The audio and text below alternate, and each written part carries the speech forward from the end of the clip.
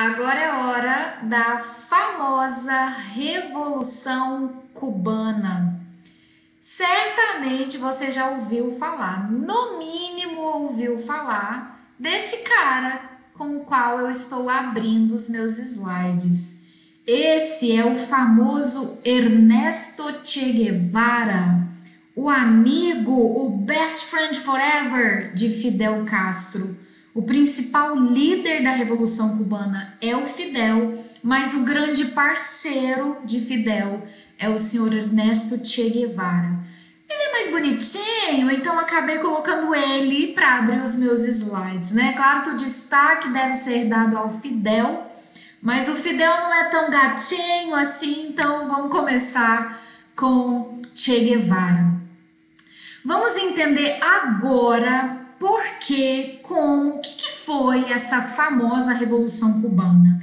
Há quem diga, veja comigo nas palavras do próprio Luiz Alberto Moniz Bandeira, um historiador, cientista político, há quem diga que esse foi o maior acontecimento da América Latina no século XX. Essa é a opinião do senhor Luiz Alberto. Eu vou te deixar livre para concordar com ele ou não, se foi o maior acontecimento. Eu, particularmente, concordo no impacto da Revolução Cubana, no que ela significou para a América Latina, até para o mundo. Não sei se seria o maior acontecimento, mas que ele foi importante, foi sim. A gente entende melhor quando a gente chegar no final dessa aula. Situe-se! Cuba está ali na América Central, é uma ilhazinha bem estreitinha que está aqui de vermelhinho, ó.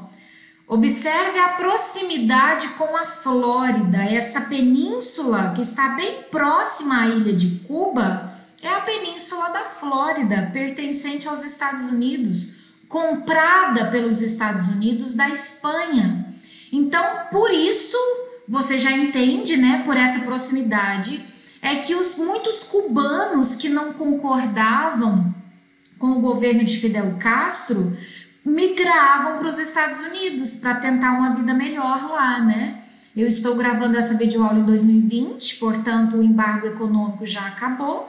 Por isso que eu disse no passado, muitos cubanos migravam, não que essa migração tenha cessado, mas como as relações entre Estados Unidos e Cuba, eu já estou dando um baita spoiler no início da aula, né? Mas ok, já foi. Como as relações entre Estados Unidos e Cuba foram reatadas, talvez isso tenha diminuído, né? E a política anda mudando lá em Cuba, porque afinal de contas não é Fidel Castro que está lá mais. Falando um pouquinho de presente, né? Por isso que eu estou dando uns spoilers aqui. Aproximando um pouquinho no mapa, olha aqui, ó. Você confirma que esse biquinho é a Flórida, Estados Unidos, bem do ladinho da ilha de Cuba, que é essa tripinha, né? Esse território compridinho aqui no Mar do Caribe, no Golfo do México, na América Central. Situou geograficamente, vamos nos situar historicamente. Cuba foi uma colônia espanhola até o ano de 1898, a última colônia da Espanha a proclamar a sua independência. E para conquistar, para conseguir a sua independência, Cuba contou com o apoio dos Estados Unidos. Os Estados Unidos meio que compram a briga de Cuba. Você está me entendendo? É isso, literalmente. Os Estados Unidos compram a briga com a Espanha por Cuba. Por que os Estados Unidos teriam sido tão bonzinhos, tão fofinhos, tão parceiros de Cuba para ajudá-los a ficar, para ajudar Cuba, os cubanos a ficarem livres da Espanha? É bondade mesmo, Jeane? É humanismo dos Estados Unidos?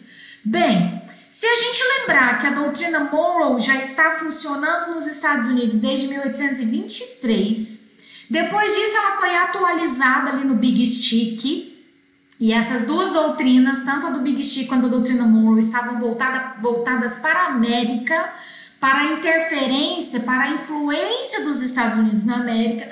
A gente já desconfia um pouquinho dessa ajuda dos Estados Unidos.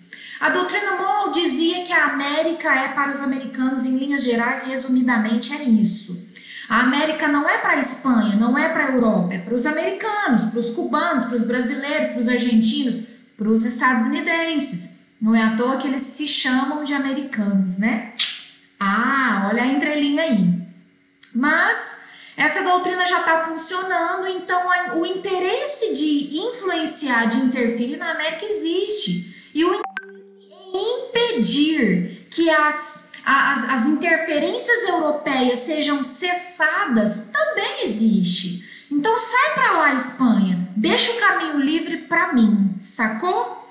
Essa é a intenção dos Estados Unidos ao ajudar Cuba a ficar livre da Espanha. Por isso que os Estados Unidos acabam enfrentando a Espanha em nome de Cuba na famosa Guerra Hispano-Americana.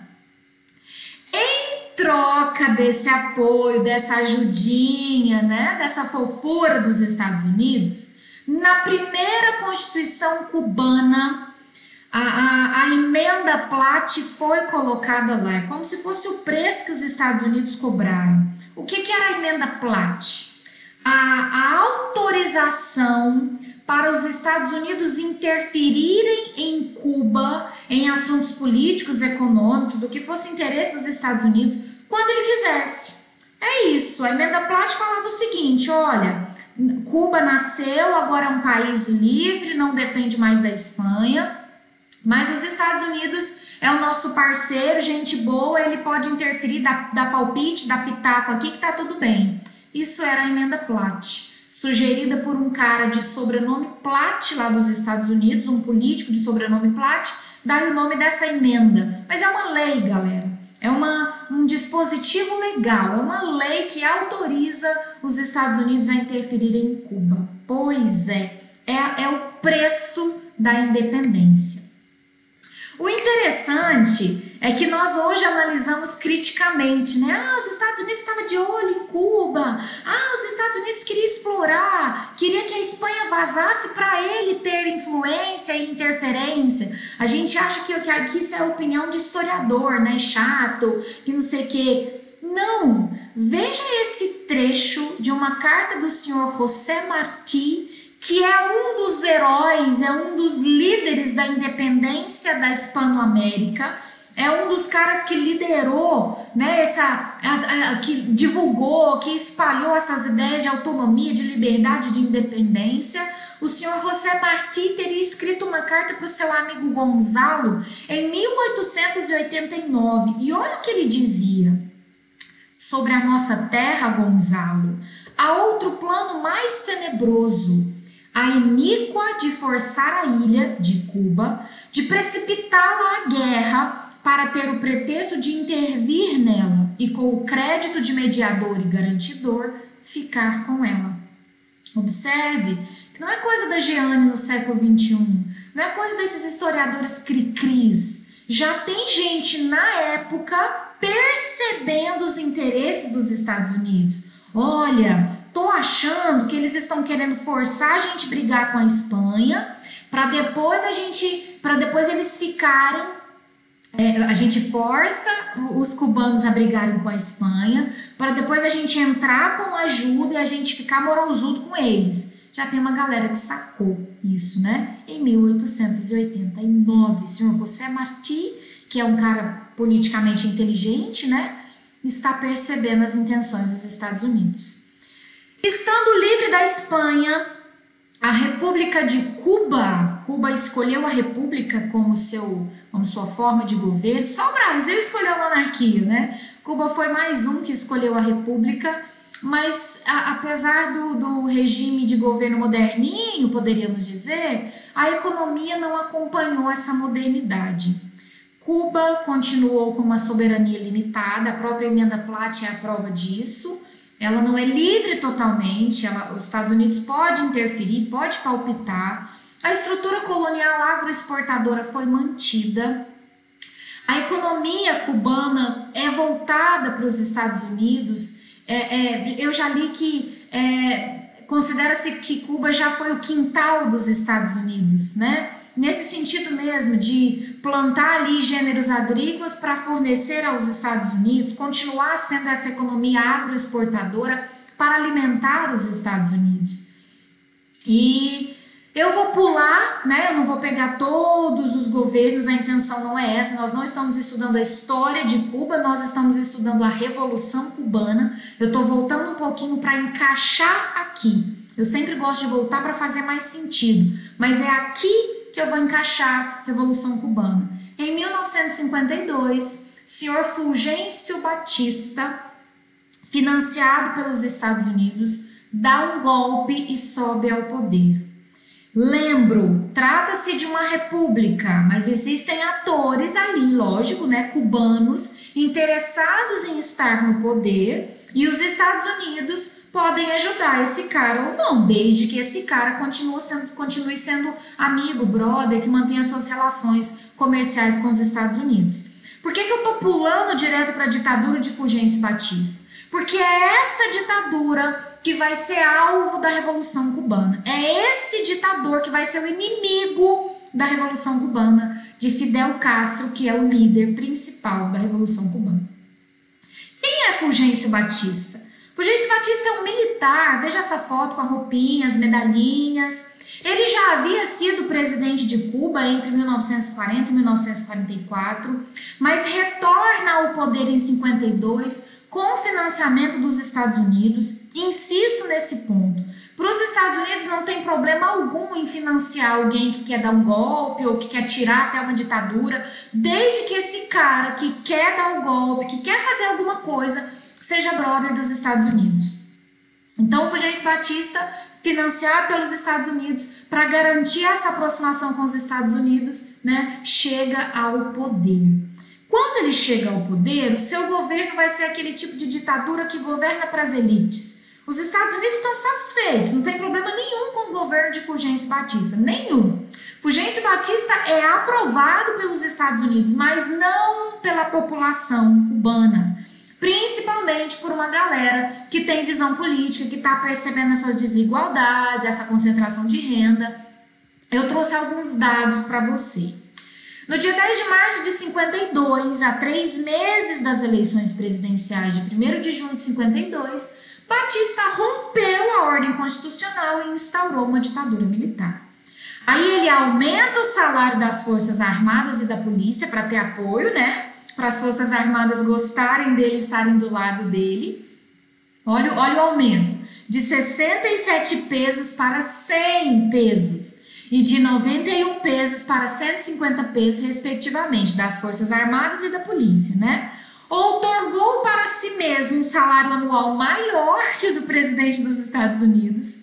Ele recebia $26.400, ele subiu para $144 mil, enquanto Harry Truman, presidente dos Estados Unidos, ganhava $100 mil. O cara tá querendo poder e dinheiro e fama. Suspendeu o Congresso, que afinal de contas ele é uma ditadura, entregou o poder legislativo ao Conselho de Ministros, que ele chamaria de ministros, eliminou o direito à greve, restabeleceu a pena de morte, proibida pela Constituição de 1840, e suspendeu garantias constitucionais. Muito cara de ditadura, muito. E como é típico de ditadura também, a economia apresenta bons índices só para alguns. Quem usufrui de um governo de uma ditadura são classes altas, elite. Veja comigo nesses dados aqui, o ainda não é. No dia 27 de março de 52, os Estados Unidos reconheceram oficialmente o regime de Batista. Como apontou o embaixador estadunidense em Havana, veja como os Estados Unidos aprovam, olha o embaixador estadunidense. As declarações do general Batista a respeito do capital privado foram excelentes. Foram muito bem recebidas e eu sabia, sem dúvida alguma, que o mundo dos negócios é dos mais entusiastas partidários do novo regime. Isso é o que o embaixador teria dito, o texto inteiro, desde o outro slide, né, publicado lá no site da Opera Mundi, é do senhor Salim Lamrani, doutor em estudos ibéricos e latino-americanos da Universidade de Paris, Sorbonne. É o senhor Salim que está nos contando sobre o que fez o Fulgêncio Batista quando ele deu o golpe, né? Essa coisa do salário, de tirar alguns direitos, de suspender o Congresso. E é o senhor Salim, né, o doutor Salim, que está nos contando que o governo do Fulgêncio Batista foi aprovado e aplaudido pelos Estados Unidos. Agora chegou o que eu estou prometendo, não chega. Vejam alguns dados nesse mesmo texto do Opera Mundi. Alguns dados que mostram a desigualdade do governo de Fulgêncio Batista. A vida difícil para as populações pobres, para a classe baixa de Cuba. 60% dos camponeses viviam em barracos com teto de palha e piso de terra, desprovidos de banheiros ou água corrente. 90% não tinham eletricidade. 85% desses barracos tinham 1 ou 2 ambientes para toda a família. 11% dos camponeses consumiam leite, 4% carne e 2% ovos. Que alimentação, hein? 43% eram analfabetos, 44% nunca tinham ido para a escola. Essa é a realidade durante o governo de Fulgêncio Batista e os Estados Unidos batendo palma para ele. Nessa realidade, nessa Cuba da ditadura de Fulgêncio Batista, vivia esse moço, esse jovenzinho que não é pobre, ele é filho de fazendeiros, ele chegou a cursar direito, tornou-se advogado, mas se interessava por política. Foi um ativista político, foi um advogado consciente da realidade dos seus irmãos cubanos, fundou um partido para tentar mudar essa história, essa realidade. Esse é Fidel Alejandro Castro Ruz. Estando nessa realidade injusta, miserável para os pobres, Fidel Castro, apesar de não ser pobre, insisto, repito esse ponto, se envolveu na luta política e quis fazer algo para melhorar a situação dos cubanos. Repare que o golpe de Fulgêncio Batista havia sido dado em 52. No ano seguinte, Fidel Castro, junto com seu irmão Raul Castro, junto com seus amigos também politizados, interessados em política, invadem o quartel de Moncada, que é onde eles vão encontrar armas para tentar enfrentar militarmente, para tentar fazer uma luta armada contra esse Fulgêncio Batista que acabou de chegar e que a gente já conhece ele já foi presidente. Não foi legal isso que ele fez, ele impediu as eleições de acontecerem, ele está fora da lei, ele é um advogado, ele entende disso. Ele está fora da lei e ele não faz nada pela nossa população, nós vamos tentar impedir esse governo de continuar. Ele invade o quartel de Moncada, no entanto, ele foi pego. Nessa tentativa, ele não está sozinho, né? Mas nessa tentativa de entrar no quartel para pegar a arma, para elaborar um plano, para enfrentar a ditadura de Fulgêncio Batista, Fidel Castro, muito jovenzinho, foi pego e preso. Fotos do Fidel Castro como um réu, né? Um jovem indisciplinado, rebelde, criminoso. E como ele já é um advogado, o discurso em sua defesa é feito por ele mesmo. Esse é o famoso discurso que entra para a história. É agora, em sua própria defesa, porque ele está preso, porque tentou, né, invadir o quartel, mas ele é um advogado, ele vai ser o próprio advogado. E aí, nesse discurso de defesa, que não adiantou coisa nenhuma e vai ser condenado, viu? Já estou te dando spoiler, outro spoiler. Não adiantou, mas ele faz o belo discurso que entra para a história. Vou traduzir um pedacinho ali. Aos 600 mil cubanos que estão sem trabalho, aos 500 mil trabalhadores do campo que habitam em bairros miseráveis, esse é o povo que sofre todas as... não sei o que seria isso, e portanto capaz de lutar com toda a coragem. Olha o finalzinho, é por causa dessa frase. Essa é a famosa frase. A história me absolverá. Resumindo aqui, ele está querendo dizer, olha, eu fui preso porque eu tentei pegar umas armas para lutar contra esse governo, mas um dia a história vai mostrar que eu estava certo. Eu estou lutando por esse povo que não tem trabalho, por esse povo que trabalha em lugares miseráveis, em condições miseráveis. Eu estou querendo defender o povo cubano. Eu não estou errado, eu não sou um criminoso. Um dia a história vai me absolver. Então essa frase, a história me absolverá, entrou para a história mesmo. E acabou que absolveu ele um pouco, né? Fidel Castro depois fez fama, né? Vamos combinar, vamos dar um moralzinho pro Fidel aqui. Mesmo com esse discurso que ficou famosão, não adiantou, ele foi condenado a 15 anos de prisão. Ele vai cumprir poucos anos, se não me engano, 2 anos só, faz as contas exatamente. Em 53 ele é pego, em 55 ele é anistiado. Fulgêncio Batista prefere não comprar mais briga, né? Fidel Castro tinha apoiadores dentro do território cubano, era um jovenzinho de projeção, de apoio, rico, filho de fazendeiro. Foi melhor anistiar, mas enviar o Fidel Castro ao exílio.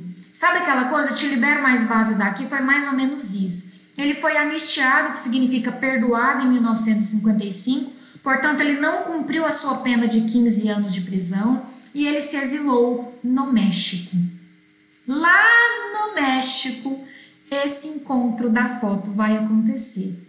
Na foto você está vendo à esquerda Fidel Castro, bem advogadozinho, né, de terninho, gravatinha, e do lado direito você vê o jovem médico Che Guevara, que ainda não era o Che Guevara, era o Ernesto, um médico que resolveu passear pela América Latina. Aquela história dos seus diários de motocicleta lá faz sentido, ele realmente saiu andando pela América Latina para conhecer, para turistar, e a realidade de pobreza que ele viu no México e em outros países da América Latina comoveu o médico. É por isso que ele vai deixar a medicina e vai se envolver com a política. Por conta dessas viagens pela América, ele se sensibiliza com a pobreza que ele viu e acaba se envolvendo com política para tentar fazer alguma coisa para mudar a vida dos americanos, né, dos latino-americanos. Esse é o senhor Ernesto Guevara de la Serna, então ele é de classe alta também, assim como o Fidel Castro, ele não está legislando em causa própria, você me entende? Ele não está buscando melhores condições de vida para ele, porque ele é médico, ele tem dinheiro, os pais dele são ricos, assim como Fidel Castro é filho de fazendeiro, ele tem pais ricos, mas é a situação do povo que comove o Che Guevara e aí faz ele se transformar num ativista político. Nem parece o mesmo cara que eu comecei os meus slides, galera, fala sério. Cabeludo, barbudo, com o charutão, aqui ele tá bem um playboyzinho, né? Bem um médico mesmo de burguesinho, cara de burguesinho, mas é assim mesmo, de Ernesto Guevara para Che Guevara, a mudança na vida dele. Olha isso, nem parece. Todo bonitinho lá, barbinha feita, playboyzinho, para esse cara mais largadão, né? Aqui ele já é o Che. Quando conhece Fidel, os dois desenvolvem uma amizade muito, muito intensa, muito bonita. Leia algumas palavras do Fidel sobre o Che. O Che era daqueles por quem todo mundo sentia imediatamente afeto, por causa de sua simplicidade, seu caráter, sua naturalidade, seu espírito de camaradagem, sua personalidade, sua originalidade. Não precisamos de muito tempo para entrarmos em acordo e o aceitarmos em nossa expedição. Quando nos encontramos com o Che, ele já era revolucionário formado. Além disso, tinha um grande talento, uma grande inteligência, uma grande capacidade teórica. Aí o Che já tinha visto o socialismo, e aí ele começou a trocar ideia com o Fidel, e aí eles bolam um plano. Vamos voltar para Cuba? Fidel, eu tô contigo. Bora retornar, tomar o poder, tirar aquele cara de lá. Não vamos ficar aqui não. Vamos voltar para lá e a gente volta junto. E assim eles fizeram. Eles vão vir do México, então é mais ou menos de onde você está vendo essa setinha pontilhada de azul, né? O México estaria para o lado de cá mais ou menos. Eles vão vir do México. Nesse barco, repara aqui embaixo o nome do barco. Esse nome do barco hoje é o nome do jornal oficial de Cuba. Veja aqui, ó, grana.cu. É o órgão oficial do Comitê Central do Partido Comunista de Cuba. As notícias são divulgadas nesse site, é o órgão oficial para isso, né? e é um veículo, assim como o barco, que leva, traz, né, informações no caso, então é o mesmo nome do barco que trouxe Fidel Castro, mais o Che Guevara, mais a galera que estava com ele lá, de volta para Cuba. Observe que eles poderiam ter descido diretamente em Havana, que era a capital, já que o plano deles é tomar o poder, vamos descer em Havana, capital, o Fulgêncio Batista está lá, mas não. O plano estava bem bolado. Eles descem na outra ponta da ilha de Cuba, na famosa Sierra Maestra. É uma serra mesmo, é no meio da floresta que eles descem, com uma intenção, não é por acaso. Eles estão voltando e desembarcando aqui para conseguirem apoio enquanto atravessam a ilha para poder chegar em Havana, apoiados por mais gente, mais pessoas, camponeses, população, gente pobre, para espalhar suas ideias de vamos derrubar esse governo, chegou a nossa hora, bora lá. É por isso que eles desembarcam aqui, para atravessarem a ilha, conquistando apoio, divulgando as suas ideias. Observe que ele volta em 1956, no ano seguinte do exílio dele, né? E ele vai chegar em Havana em 1959. Então são 3 anos divulgando as suas ideias e conquistando apoio. Enquanto ele estava na Sierra Maestra, ele teria dado uma entrevista ao New York Times. Galera, é isso mesmo. Eu não estou inventando, eu não estou forçando. Fidel Castro esteve na mão dos Estados Unidos, na mão, entrevistado por um repórter estadunidense do New York Times. Já se tinha notícia que ele era um jovem que já tinha tentado invadir o quartel de Moncada, que estaria de volta agora em Cuba para tentar mudar a política, mas ele não era visto pelos Estados Unidos, nem por esse carinha aí que entrevista ele como um perigo. Ele ainda não é socialista também, ele conhece o socialismo, escutou, Che Guevara conversou com ele sobre isso, mas ele ainda não está assumidamente do lado do socialismo. Como ele é visto então como um jovenzinho nacionalista, como um jovenzinho sonhador que está querendo defender os cubanos, então não tem problema, deixa ele. De novo, esse mesmo ponto, escute, os Estados Unidos não interpretam perigo, por quê? Se o Fulgêncio Batista tá lá, mas se chega outro jovenzinho, mas esse jovenzinho for nosso brother, não tem problema trocar não, deixa ele lá. Os Estados Unidos tentam manter a aparência de liberdade, né? Não, Cuba faz o que quiser, a gente não interfere não, tá tudo bem. Deixa esse jovenzinho chegar no poder, desde que continue sendo nosso amigo. Se não for, a gente vê depois. É mais ou menos isso. Mas vamos ler. Castro continua vivo e continua lutando nas montanhas, lá na Sierra Maestra, né? É a manchete da notícia da entrevista no New York Times. Agora, palavras do Sr. Herbert Matthews. Sou o primeiro a visitar o acampamento rebelde e preparar uma matéria notável sobre a sobrevivência de Fidel. O movimento 26 de julho é socialista e nacionalista. Vou continuar a ler que eu estou querendo me adiantar, mas não precisa. Mas definitivamente não comunista.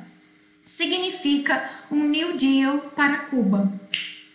Eu ia reforçar o não socialista no sentido que talvez você pensou. É socialista igual o Hitler usou. E Hitler está para trás, ok? 1920, nós estamos em 1950 aqui, ok? É no sentido de preocupação com o social, preocupação com o pobre, não comunista.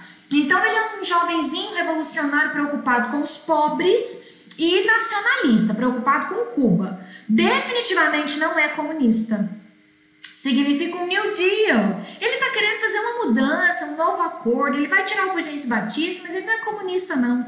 É isso. É por isso, escute, que se diz que Fidel Castro foi o maior erro da CIA. Por causa desse episódio aqui. Porque os Estados Unidos tiveram ele na mão e não pegaram. E não compreenderam o perigo que ele era. Deixaram vazar, né? E aí ele vai cumprir o plano que ele tinha traçado junto com o Che Guevara. Eles vão atravessar a ilha conquistando adeptos. De 56 a 59, uma guerra civil vai ser estabelecida ali em Cuba e os Estados Unidos deixam rolar, conforme eu já disse, né? Essa guerra costuma-se falar que eram os guerrilheiros barbudos, porque aí o Fidel já está barbudo, o Che também já está barbudo, contra a ditadura de Fulgêncio Batista, mas a vitória é dos barbudos. A tomada de Havana, veja uma foto deles chegando em Havana em 1959. Fidel Castro, bom de oratória, né, como um bom advogado, discursa em Havana em 1959 e vai assumir o poder em 1959. Deixa eu insistir. Fidel Castro começa o poder de governo dele não tendo nada a ver, não é nada a ver, mas ele não é socialista. Ele chega como esse jovenzinho revolucionário nacionalista. Ainda não há relações com Cuba, é importante isso. Isso é pega de muito vestibular, galera. Então preste atenção. Em 1959, o governo de Fidel Castro não é socialista. Eu estou em plena Guerra Fria, mas ele ainda não está no time da União Soviética. Ele é um jovenzinho que chegou no poder. E o que ele começa a fazer? Ele tem o apoio da população pobre principalmente, porque ele chega querendo mudar a vida dessa população. Ele vai fazer uma reforma agrária, uma redistribuição de terras mais desigual para dar terra para camponês, que é um dos focos dele. Ele vai nacionalizar empresas, ele não é um nacionalista, então empresas que são de capital externo serão nacionalizadas, a partir de agora são do governo de Cuba, e vão ficar sendo até mais para frente. Tem cara de socialismo, mas cuidado, ainda não tem relação com a União Soviética.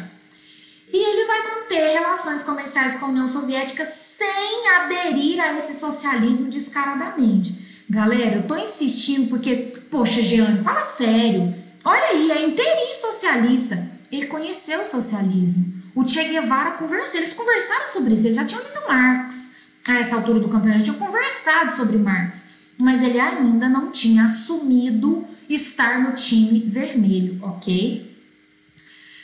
Quando é então, Jeane, que vai acontecer esse assumir? Quando é que ele vai passar para o time da União Soviética? Quando os Estados Unidos caem a ficha e falam, meu Deus, esse cara estava na nossa mão e a gente deixou vazar. Corre lá e pega ele. Tem muitos dos nossos burgueses aqui, muitos dos nossos industriais que perderam empresas lá em Cuba. Não, nós perdemos muitos investimentos. Pega esse Fidel Castro, ele tá maluco de fazer reforma agrária, ele tá maluco de nacionalizar empresas. E como assim relações com a União Soviética? Pertinho aqui da gente, não vamos deixar não. Em 61, a ficha dos Estados Unidos cai e aí os Estados Unidos invadem a Baía dos Porcos, como você está vendo aqui. A Baía dos Porcos é exatamente esse lugarzinho aqui, que é de onde, para onde, que esquisito, é onde acontecerá a invasão por parte dos Estados Unidos para tentar derrubar o Fidel Castro, em 61. Em 61, portanto, para contar com o apoio da União Soviética, aí sim o Fidel Castro adere ao socialismo e vai ter apoio político, militar, econômico, principalmente da União Soviética. Em 61, a União Soviética ainda está boa das pernas, né? Ainda tem dinheiro lá, ainda tem condições de sustentar Cuba, e é isso que a União Soviética vai fazer, vai transformar Cuba numa vitrine. É interessante para a União Soviética fazer Cuba crescer, vencer, se desenvolver. Por quê? Serve de exemplo para outros países. É como se a União Soviética estivesse dizendo assim, você está vendo aí Cuba? Você viu como cresceu, como desenvolveu? Pois é, eu estou financiando. Está vendo como o socialismo é interessante? Vem para o meu time também. É uma vitrine. É uma forma de demonstrar que o socialismo funciona, né? Para atrair mais adeptos. Em 61, então, depois da invasão da Baía dos Porcos, a adesão ao socialismo. No ano seguinte, como vingança, como reação, como retaliação por essa adesão ao socialismo, o famoso embargo econômico. Em 62, os Estados Unidos cercam Cuba. Não mais importam, não mais exportam. Cuba vai ser isolada pelos Estados Unidos a partir de 1962. É por isso que eu estou dizendo, a União Soviética vai sustentar Cuba, porque Cuba vai estar isolada para os Estados Unidos e os amigos dos Estados Unidos. Quem é amigo dos Estados Unidos não compra nem vende para Cuba. certo? Mas a União Soviética, enquanto estiver de pé, vai sustentar. Cuba começa a conhecer a pobreza, né? Começa a conhecer a decadência na década de 80, quando a União Soviética não vai ter mais dinheiro para sustentar. E aí não tem a União Soviética, não tem relações comerciais, aí vira aquela pobreza que você sabe, né? Carros muito antigos, tecnologia muito antiga, celulares muito antigos, o governo dando cesta básica para todo mundo, mas um país que não desenvolve, aquela história toda que você já conhece de Cuba, ok? Seguindo, né? Agora eu tô no time da União Soviética mesmo, Estados Unidos que se dane, eu não tô nem aí para esse embargo. O Che vai embora, ele fala, eu vou continuar minha vida é andar mesmo. Ele vai para Moscou para aprender um pouco mais de socialismo, se aproxima da União Soviética, retorna para a América e aí não dá bom não. É óbvio que a CIA está atrás do Che Guevara, né? E em 67 a CIA consegue numa emboscada, pegar o Che Guevara e matá-lo. Um dos caras mais procurados pela CIA, sem dúvida alguma. Em 67, a CIA consegue pegar o senhor Che Guevara. Cuba continua, conforme eu disse, alimentada pela União Soviética, até que na década de 80 a União Soviética começa a cair, Cuba começa a cair junto, e aí vira uma coisa difícil, o embargo permanece. Fidel Castro está firme e forte lá até ele começar a envelhecer. Foi substituído pelo irmão Raul, que era mais novo, e o Raul já não era tão forte, tão firme quanto o irmão, já amoleceu um pouquinho, né, no governo de Raul, e daqui a pouco vai acontecer o que você já sabe, que aconteceu há muito pouco tempo, que é isso você deve ter acompanhado pelos jornais. Eu trouxe alguns números, que eu insisti na pobreza, né, Cuba acabou sofrendo muito com esse embargo, mas Cuba traz outros números interessantes. Veja, da própria Unesco, da Unicef, né? Cuba tem a mais baixa taxa de analfabetismo e a mais alta taxa de escolarização da América Latina, segundo a Unesco. É a nação que usa a maior parte de seu orçamento em educação, 13% do PIB, segundo a Unesco. A mortalidade infantil é de 4,6 por mil, ou seja, a mais baixa do continente americano, mais baixa que do Canadá ou dos Estados Unidos. É a nação que tem o maior número de médicos per capita do mundo. Isso você deve se imaginar, né? O Brasil importou médicos cubanos há muito pouco tempo, né? Naquele programa Mais Médicos, o governo chama os médicos brasileiros para irem para os lugares mais afastados, no interior, no sertão, no meio da floresta, e aí muitos médicos brasileiros recusam, até porque o salário não era tão agradável, enfim. E aí, como os brasileiros recusam, o governo convida os cubanos vêm, né, para receber e mandar um pouco do salário para o governo, e isso deu uma polêmica, você acompanhou isso. Mas é porque tem muito médico lá, a faculdade de medicina lá, né, conhecida. Segundo o New England Journal of Medicine, revista médica mais prestigiada do planeta. E é um exemplo na proteção da infância. É o único país da América Latina que erradicou a desnutrição infantil, de acordo com a Unicef. Por que eu trouxe? Para te mostrar que economicamente complicado lá, né? Tecnologia atrasada. Muito difícil Cuba, mas números humanos, vamos dizer assim, né? Esses números que eu trouxe aí agora. Cuba apresenta outro lado, né? É outra visão, outra vibe, diríamos. Eu vou fechar com o fim do embargo. Depois de muita tentativa, de muita conversa, de muita interferência de gente de fora, inclusive do próprio Papa Francisco interferiu nessas relações aí e conseguiu fazer Cuba reatar as suas relações com os Estados Unidos, ou melhor seria, Estados Unidos reatarem suas relações com Cuba. O embargo foi finalizado em 2016. Essa foto, galera, que foto histórica. Barack Obama em Cuba, desde 1962, que isso era impensável. E olha isso, Barack Obama na praça, onde está um prédio com a silhueta de Che Guevara, o grande herói, um dos heróis da Revolução Cubana, né? Mas relações que começam a funcionar de novo, né? Nós estamos em 2020, já tem 4 anos, então os voos retornaram, embaixadas funcionam agora, tem embaixada dos Estados Unidos em Cuba, tem embaixada de Cuba nos Estados Unidos, então a coisa começou a funcionar de novo e Cuba vai amolecendo, não tem mais Fidel Castro e será o que vem por aí do futuro de Cuba. Vai deixar de ser socialista, assim como a União Soviética vai cair, Cuba vai se render ao capitalismo? Quem viver verá.